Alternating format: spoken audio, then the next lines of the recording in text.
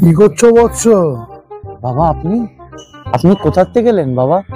আমি সে সুদূর হিমালয় থেকে এসেছি। আসুন বাবা, আসুন, বসুন বসুন।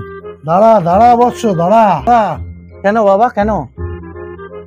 আরে বৎস, তোর এই জমির নিচে হ্যাঁ, টন টন সোনা আছে, টন টন সোনা। কি বলছেন?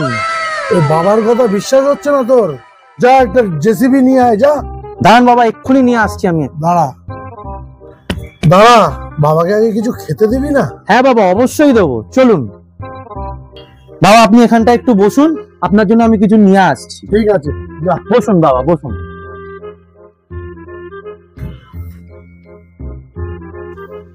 শুনুন বাবা, এটা খান আপনি। শুধু লুচি দিলি বৎস, একটু বাবাকে তরকারি দিলি না? ভণ্ড সাধু কোথাকার! মাটির তলায় নিচে সোনা এত দেখতে পাচ্ছ তুমি, আর এই লুচিটা তুলে দেখতে পারলে না তরকারিটা রয়েছে?